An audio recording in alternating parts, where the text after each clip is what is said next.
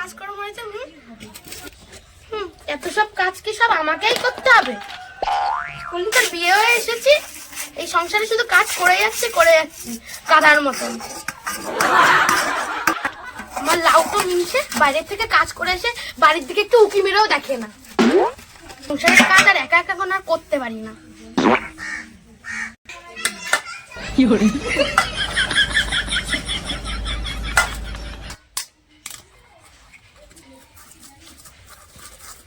কি করে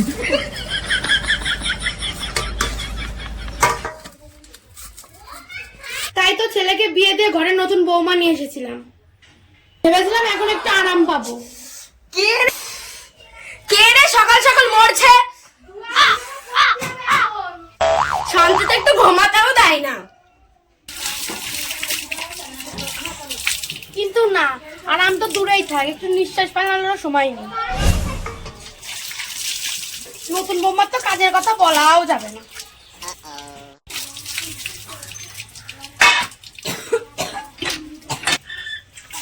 বললেই তো আমার ফোসকা পড়ে যাবে। সকাল সকাল কে এত গলাবাজি করে? কি হয়েছে মা, আমাকে কি কিছু বলছো? বালাই শাক, আমার তো বয়ে গেছে তোমার কাজের কথা বলতে।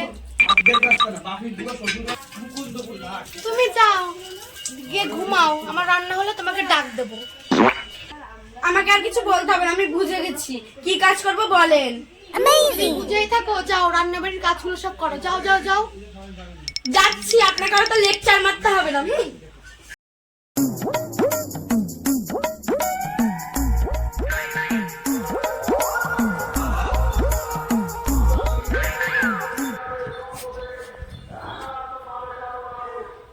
ওই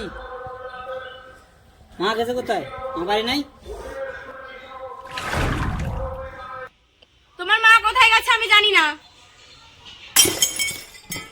এত দিমাগ দেখাচ্ছ কিসের জন্য? আর গলা এত হাই ভোল্টেজ কেন? কি হয়েছে? কি হয়েছে তোমার?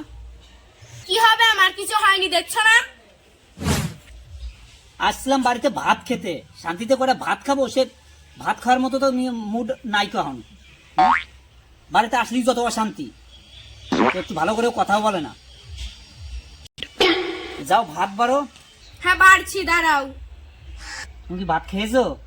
যদি ভাত না খেয়ে থাকো, দুজনের জন্যই ভাত বাড়ো, একসঙ্গেই ভাত খেতে বসি। যাও। এখন খিদে নেই, আমার যখন টাইম হবে আমি ঠিক খেয়ে নেবো খানি। এত ঘাত তেরার মতো কথা বলছে কেন? সোজা করে কথা বলতে পারছো না? কি হয়েছে তোমার? মা বকেছে? কে কি বলবে, দেখো না বাড়ির সবাই আবার মাথায় করে রাখে।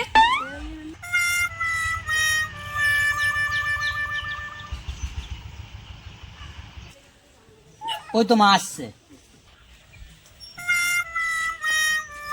মা তোমার বৌমাকে কিছু বলেছো? বাবা বালাই ষাট, আমার ঘরে কটা মাথা আছে, তোর বউকে বলবো? ভগবান, কেউ কারো সে কুমানা, কার কি বলবো? আমি বাড়িতে চলে যাবো।